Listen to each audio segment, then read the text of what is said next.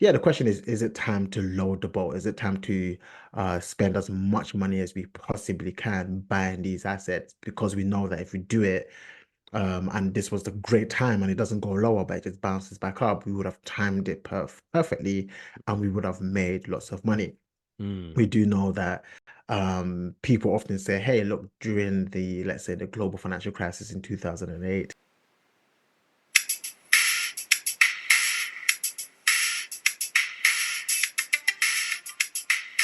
Hello and welcome to the Woke Finance Podcast, the podcast discussing all things finance and all things finance related. It's your boy Peter, and I'm with my co-host, my bro Jax. How are you today? Peter, I am doing very, very well. First and foremost, happy Easter to yourself. Happy Easter to our listeners. He is risen, a fantastic day to Man, celebrate. So yeah, I'm doing very well, Peter. How are you doing? I'm well, man. I'm well, man. It is a nice long 4-day weekend. I don't know if that's the same with other countries across the world, but here in the UK, we get a nice 4-day weekend. And so it's been a nice, restful season of solitude as well, and just alone time, quality time, spiritual time as well. So no, I am good. I'm refreshed, I'm energized and ready for the new week when it does come. Yeah, fantastic. I mean, we've had a very interesting, somewhat crazy 3 months when we come to talk about things like geopolitics, etc.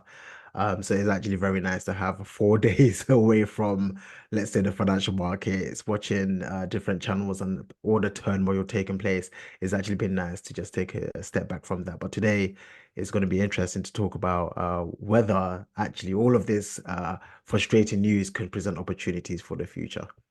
Yeah, absolutely. And it is, as you said, it is quite interesting because so much has been happening. So this 4-day break we've been on is definitely a time to reflect and, reflect on what's been happening over the last couple of weeks. So much has happened literally at the blink of an eye. If you've gone out for a couple of hours, you'd have seen markets dinked significantly or gone up significantly.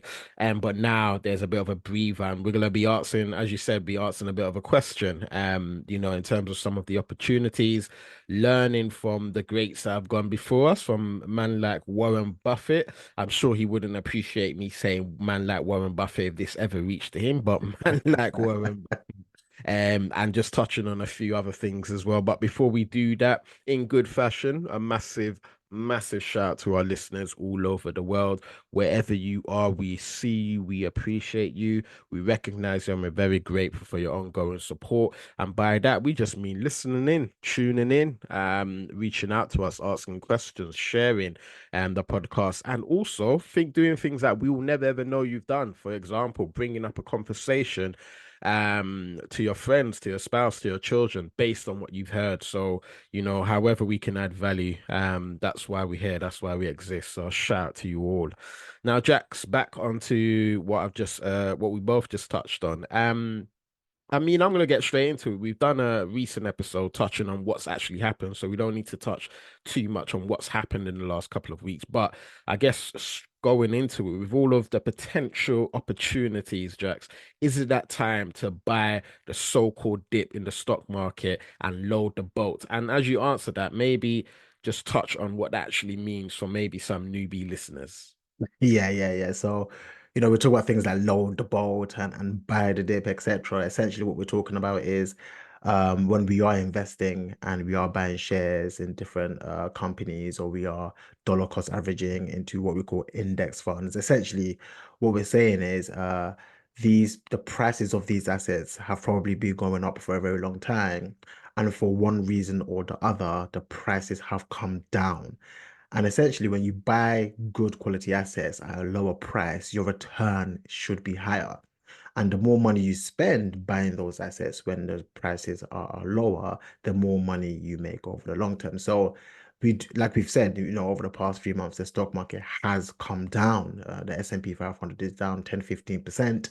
The more volatile Nasdaq is actually in a bear market at the moment, which has dropped by 20% or so on and so forth. It might have bounced back by the time this comes out.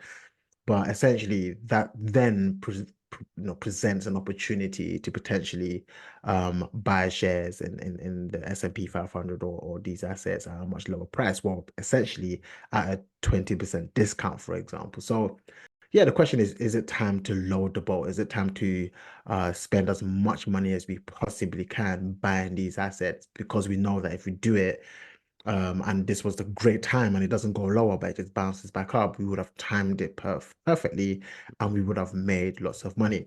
Mm. We do know that people often say, hey, look, during let's say, the global financial crisis in 2008, during the pandemic in 2020, during what other ones, the dot-com bubble of 1999, 2000, the early 2000s, these were all, in hindsight, great, or in other words, amazing buying opportunities where you would have made a lot of money if you so-called bought the dip, and most definitely if you loaded the boat.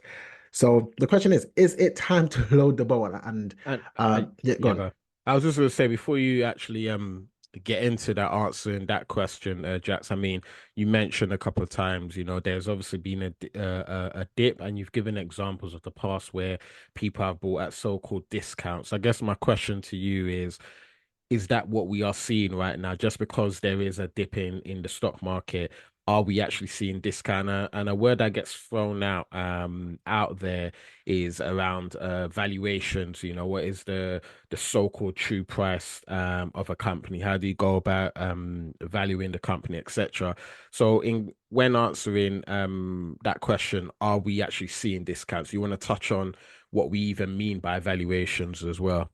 Yeah. So valuations, as the name potentially suggests, is the value that is placed on the asset, which is how much it actually costs.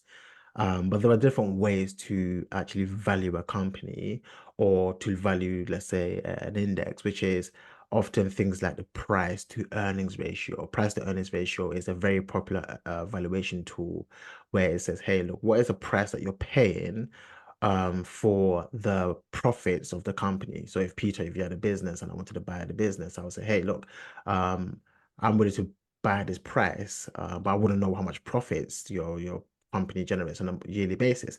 And if your company generates, let's say, two times, or let's say, basically two times the price that I'm willing to pay, then you have a price to earnings ratio of two, for example. So valuations are really important because it shows also how expensive the business actually is, or and how expensive assets are. The higher the valuation, the more expensive it is to buy the business. And also, in theory, the higher you pay for a company, the lower the chances that you will make outsized returns. So valuations are important and is a big part of what professionals do. People that work in equity research is a big part of how Warren Buffett invests. And there's a whole community of investors that call themselves value investors. As the name suggests, this is all about valuations. These value investors are only willing to buy assets at good value. And again, as I said, there are different ways to actually value a company. A very popular one is to use a price to earnings ratio. So, yes, to answer your question, the truth of the matter is, over time, the stock market has been going up. Last year, 2024, we saw the stock market go back up. 2023, we saw it go up as again. 2023 and 2024, both years went up, and so valuations were much more stretched. In other words, they became more expensive. And then, as we say, look, if the valuation comes down, which means the stock price comes down, then the valuation is becoming cheaper. Now, to answer your question, should we buy the dip? Are valuations cheap now?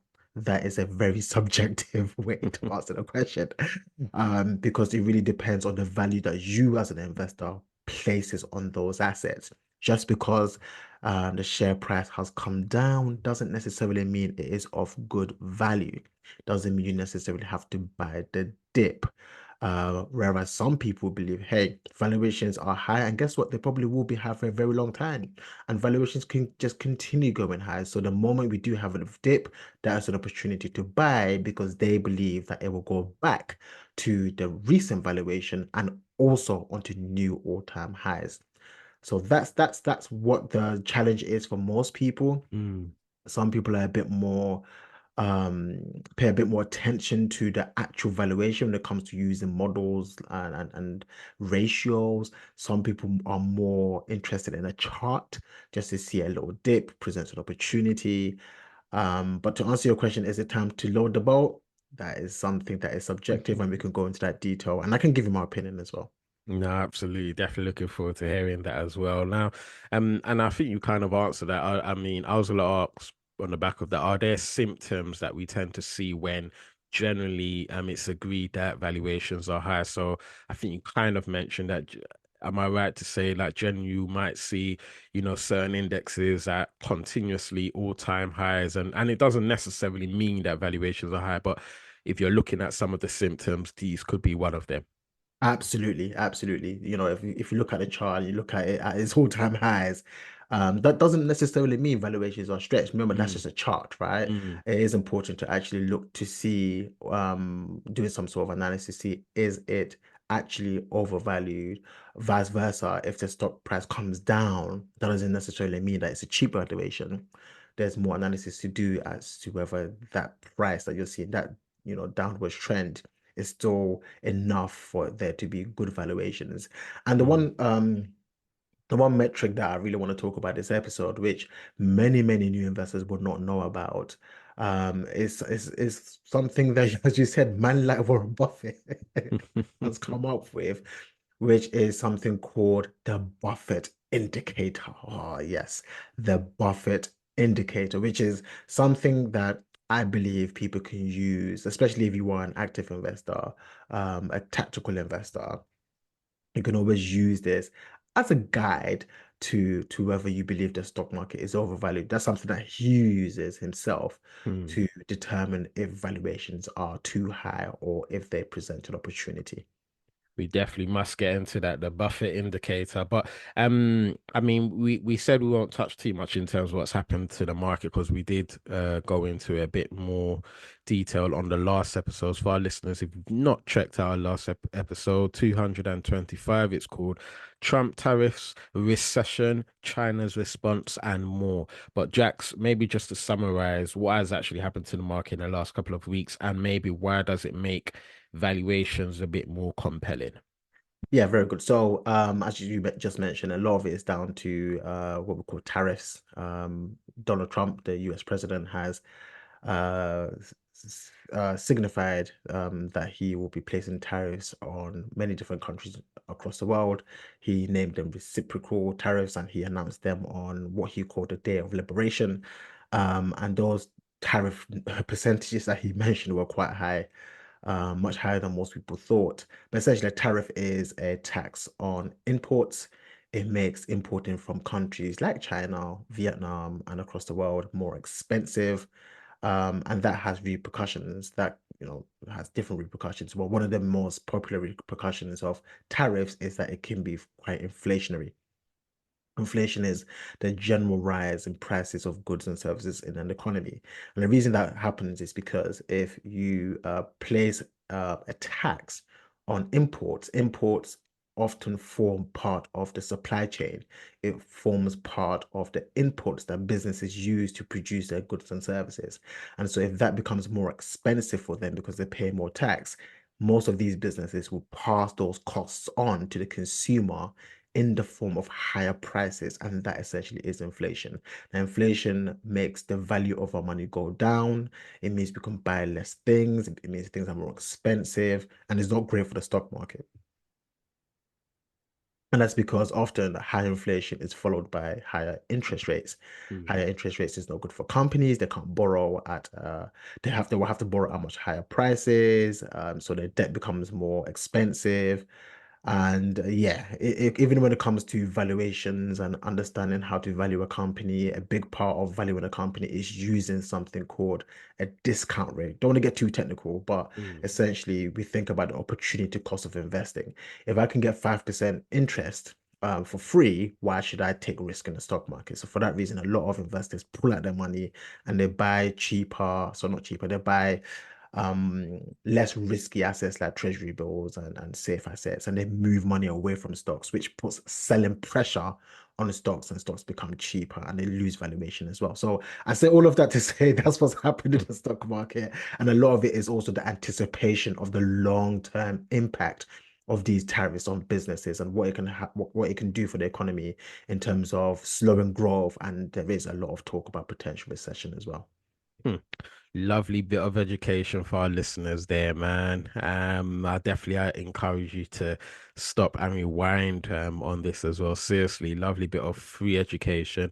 And talking of, less riskier assets that some people might have pulled their money out of and put into, on episode 218, we done Is It Time to Add Bonds to Your Portfolio? So do check that episode out. Now, Jax, with everything that's going on and potentially making valuations a bit more compelling, you mentioned something called the Buffett indicator. So, what is the Buffett indicator? Yeah, so it's actually a financial ratio that is based on, of course, our very own good old Mr. Warren Buffett. And has And a essentially, whole ratio of based on his name. Hey. fantastic, right? I don't know. Hopefully, I could come up with the Jax indicator at some point. I don't know. But no, so the way it works is it's a ratio, and what he does is he says, look at the total market capitalization. Essentially, what that is for our listeners is look at the total value of the stock market. And he looks at it using something called a Wilshire 5000. So think about all the companies in the stock market in the US, right? And let's look at the value of those stocks, right? The stock prices. And then he divides that number, or in other words, he compares that number to the total GDP of the economy, right? GDP stands for domestic product, which essentially is just the output, how much the economy is producing, etc. So it's actually very simple to understand. So if you don't like maths, don't be worried. It's really not that complicated. All he's saying is, let's look at the size of the stock market and let's compare it to the size of the actual economy. And if the size of the stock market is significantly higher than the size of the actual economy and what that economy is actually producing, then the chances that the stock market is overvalued, right? It's a very simple calculation. Again, you look at the value of the stock market and then you compare it to the actual value, basically, of the actual real economy. And if the difference is high, if the stock market is much higher, then it indicates that the stock market is overvalued. And have we got anyone that's done this right now? Yeah, so I personally have looked at the Buffett indicator. And look, there are criticisms because it's very simple and of course it doesn't encapsulate every single variable when it comes to macroeconomics and investing, etc.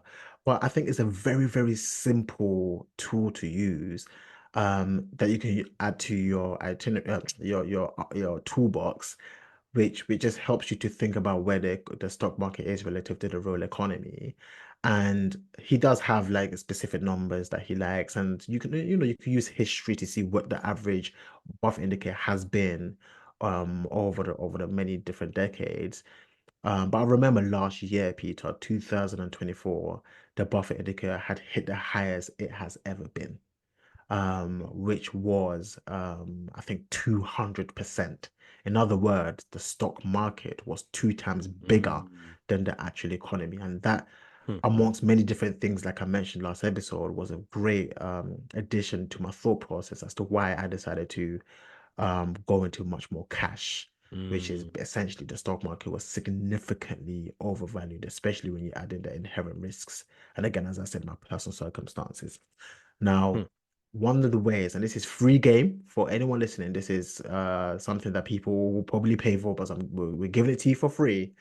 But one of the best things you can do if you are a tactical investor, notice all of this doesn't matter if you are just a dollar cost average investor. And I'll talk about that in a minute. It doesn't matter if you're just in dollar cost averaging for the next 20, 30 years. All of this is just fun and games. It really doesn't matter. But if you're a tactical investor and you want to be a bit more active, then it can help. One of the things that has really helped me over the time is actually paying attention, not just in a Buffett indicator, but actually is Warren Buffett himself using the Buffett indicator. Mm. right? And we see over the past year that he was loading up on cash. He had a lot of cash in the Berkshire Hathaway portfolio, which means he really does believe in what he's saying, and he is actually doing. He's putting his mouth. Wait, what's I saying? He put his money where his His mouth money is. where his mouth is. Yeah. Yeah. And that can help you. That doesn't mean you have to copy Warren Buffett, but it is often a good way to. Again, these are good tools to add to your toolbox when it comes to active investing. Another bit of education there, and one to add actually, Jack's from the Mr. Warren Buffett himself. Predicting the rain doesn't count. Building an ark does. That's a famous saying by him. Do you want to talk more about this? Oh, I love this phrase. This saying, predicting the rain doesn't count, building an ark does. Now many Christians, or in fact non-Christians, have probably heard of the story of Noah's Ark. And Noah's Ark story is about a man who got told he would basically flood the earth, but didn't actually say exactly when. And so he spent many, many years building this ark, and as he was building this ark, in fact, the ark is something that basically will withstand the storm. Think of it as this kind of big building, like a ship that's a building. Um, and as he was building it, people were laughing at him. People were looking at him like, "What are you doing?" In other words, people were still buying stocks at high valuations. But people were looking at him saying, "What are you doing? Why are you building this ark?" And essentially, Noah himself didn't know exactly when it was going to rain. But what he was doing was he was preparing for it. Mm, And that's what Warren Buffett means. He's saying, look, nobody can predict when there's going to be a stock market crash. It's essentially that's what he means by no one predicting the rain doesn't count. No one knows when it's going to happen. That's not what's important. But building an arc does matter. And essentially what he means by building an arc is building up what we call dry powder, building up some cash to take advantage of situations. So basically when it rains, or when we have stock market crashes, basically you want to have your safety net, you want to have your arc to be able to withstand the storm, and of course to take advantage of it as well. So that's what he means by predicting the rain doesn't count, but building an arc does. hmm. Man took us to Book of Genesis 6, you know. Wow. But no, no, thank you, bro. That makes perfect sense. And talking of boats, well, arcs and ships and boats, so to speak, the very first question I asked at the beginning of this episode is it time to load the boat on stocks? And Jack, someone will actually ask you for your opinion and ideally what you feel investors should do, man, because yeah, for a lot of people, a lot has happened in the market in recent week in the month of April, and there may be opportunities. But Jax, before we do that, we are going to give a shout out to where we're getting listeners from, and this area is called Katowice, which is a city in Poland. Oh, fantastic. Fantastic, fantastic. Poland is a country I've not been to before, but I do have friends who have visited. It is a lovely country. Welcome to the Woke Finance Podcast. You are here with myself, Jax, and the co-host, Peter. And on this podcast, we talk about all things finance related. If you want to know more about what we do, because we do serve in the community, head over to www.wokefinance.co.uk. That's www.wokefinance.co.uk. And if you want to engage with us on socials, we are predominantly on Instagram, TikTok, and LinkedIn. If you search for Woke Finance, you will be sure to find us. Welcome to the podcast. I hope you were enjoying the episodes and gaining tons of value. And if you are enjoying the episodes, I would encourage all our listeners right now to pause the episode and give us a 5-star rating on whatever platform you are using to listen to us. This really, really does help the channel out. It helps out to push the content to new listeners, etc. So if you want to support us, that is something you can do. Pause the episode right now, leave us a 5-star rating, and leave us a review as well as to how much you are absolutely enjoying the episodes. Come on, come on, come on. A shout out to our listeners over there and all over the world. Now, Jax, something to leave our listeners with. In your opinion, is it time to load the boat on stocks? What should investors be doing right now? Yeah. Well, I want to start off first by saying what I said earlier. If you are someone who is a long-term dollar cost average investor and you have set up an automated strategy to take a proportion of your income on a monthly basis and to buy shares, or whether it's a mutual fund, index fund, or whatever tool you're using, then absolutely you do not need to change your strategy. If you have a long-term perspective, this is all just fun and games. All of this stuff is just news and noise for the short term. And so you, in my opinion, do not need to do anything.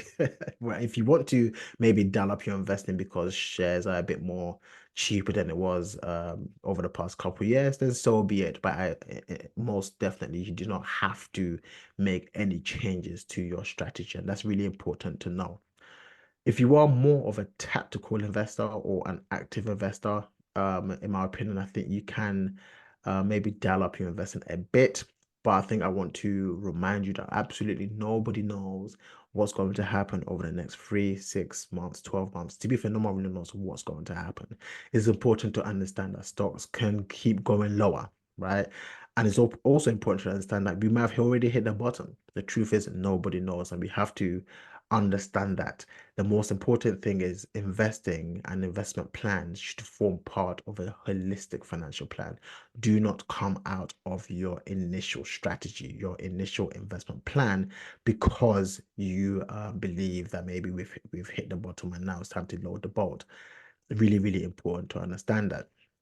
And then I will leave our listeners with my opinion as to whether we've hit the bottom or not. The truth is, I don't know. I have no idea. I ain't got a clue. I don't know. I said Um, I'm not Mystic Meg, I'm not Ah. Mystic Nick and I'm not I mean Mystic Jack. So what I can say is, on a personal level, I am looking at my income levels, whether there's a consistent income still coming in. I was fortunate, I would say somewhat a bit lucky as well to have almost timed it perfectly in terms of actually being in cash towards the end of last year. So I do have a bit more cash to deploy. However, the way I'm investing is I am just investing and nibbling in the stock market at the moment. I am not loading the boat. Now, if the stock market was to drop another 20%, then absolutely I'll be loading the boat like an absolute madman. But it's dropped 15%. I don't think this is the time to be basically taking too much risk outside Mm, of my original plan. And I think that's what I want people to remember. You have to have always had an original plan, an original investment philosophy, so that you, when stuff like this happen, you don't deviate too much. If you're not mm, careful, we do have too many, like we've said, we have a lot of emotional biases, and we suffer from cognitive errors, which can cause us to make extremely irrational decisions. And that's why I encourage people to have an investment policy statement, an investment plan before they start, so that they don't deviate too much away from that. mm. Every time you're speaking and you're saying that, it just reminds me of, if you're a business person and you run a business and you set up a business plan, this is what you're gonna do at least for the next 12 months. But then so-called opportunities, and I say that in quotes, right, come left, right, and center, and it completely takes you off your mission of your business. And then another one comes, and then you follow that, and then you follow this, but you never really stick to the initial plan of your business. And I see that happen all the time. So it's just, yeah, interesting as you were saying that. Absolutely, absolutely. Look, that doesn't mean that sometimes an opportunity will come your way and you might want to take advantage of it, but you would Of have wanted course. to at least be in a position to do so. Investing is all about, optimizing risk and return. And I always tell people that the issue with most retail investors is they don't really understand risk. And they don't actually build portfolios that match their risk profiles. Mm, So that's the biggest challenge. And so sometimes doing things like loading the boat might be just dialing up too much risk, and that doesn't mm, actually suit your overall financial plan. Vice versa, if you're someone who is being more tactical like I have been, and I've gone into more cash, remember the truth of the matter is you do not want to be in cash for too long. Cash is not a compounding investment. It doesn't grow on itself. It doesn't compound itself. So if you're going to be in cash, you have to most definitely have had a strategy to know when to come back in, because the longer term you spend in cash, the more you have what we call a cash drag on your overall performance.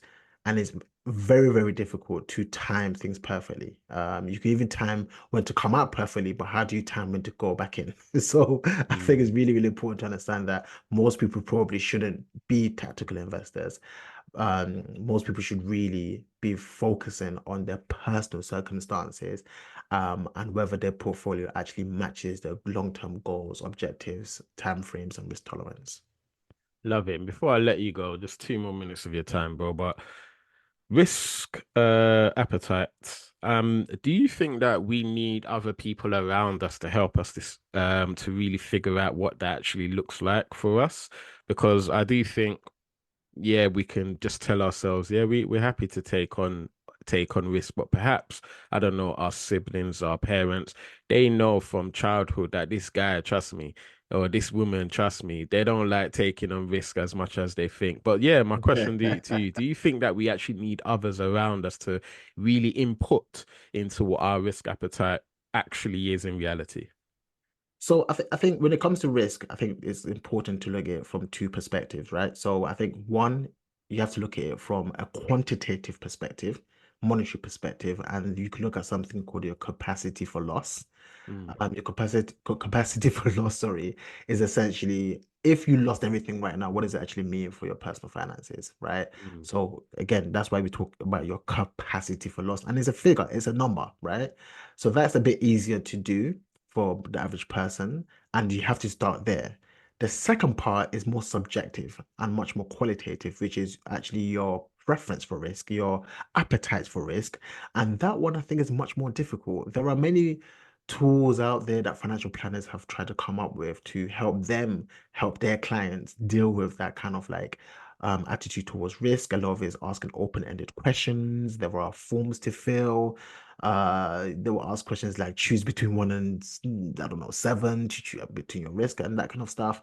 And it's very, very difficult. I think it's probably one of the most difficult things within financial planning, really trying to understand what your risk appetite actually is. And like I said earlier, we all have our emotional biases. When things are going up, we believe that our risk appetite is high. We can take on risk. Let's go, let's go, let's go. Risk on, right? But it's only when you experience a 30% drop like in a few weeks, like we did during the global pandemic, that you realize that actually your risk appetite is very different, right? I think over time, Peter, the truth of the matter is experience actually teaches you what your risk appetite actually is. Seeing your portfolio actually drop in high numbers, high percentages would actually tell you, whether you really did have the appetite for risk or not. And like you said, having an accountability partner is very good as well. Often, if you are someone who's in a couple, then actually having a partner in this game with you is very important because they probably know you better than you know yourself.